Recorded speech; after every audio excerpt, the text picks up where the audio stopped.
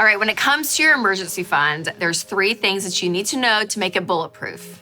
Number 1, how much should it be? Well, the good news is, since you've already completed baby step 1, you already have $1,000 saved. So great. Now you just need to know 2 simple things to determine how much more money you need.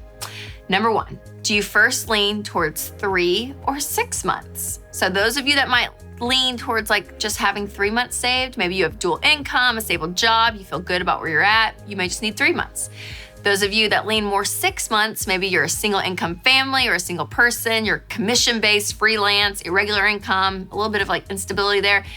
Maybe you want more like 6 months. Now, if you're married, there might be some compromise. I find that most men just want 3 months saved and most women want 6 months saved. So sometimes you just gotta meet in the middle.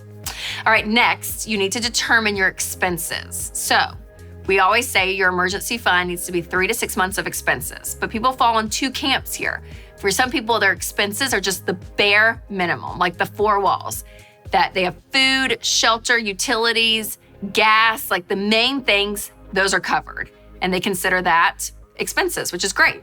Others of you are on this camp over here, which is where you want your lifestyle to stay exactly the same. So like if someone loses a job, you have enough money saved that your lifestyle doesn't have to change. And so Winston and I, we looked at our budget and we said, okay, here is how our lifestyle could stay exactly the same. So we took that number and multiplied it by 6. And that is ours. Again, neither camp is right or wrong. It's just what you want. All right, the second thing that you need to know to bulletproof your emergency fund is, where do you keep your emergency funds? Any savings account will do. I really recommend a money market account though.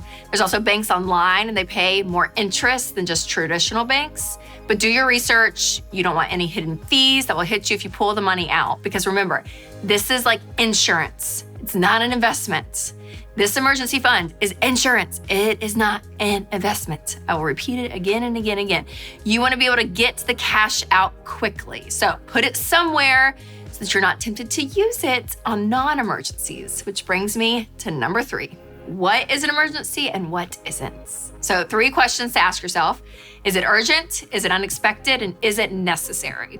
So a vacation you're dying to take, not an emergency. The car breaks down, an emergency. Your air conditioning breaks in mid-August while you're pregnant, that's an emergency. Yep. A new couch, not an emergency. Your kid hits their head on the coffee table and needs 4 staples. They've happened to me as well. An emergency, yes. So you have to figure out what is an emergency and what isn't. But it also comes down to you and your spouse being on the same page about this, and you really need to do what feels right for your family. So to get started, download my cheat sheet on how to calculate your emergency fund, and I will put a link in the show notes.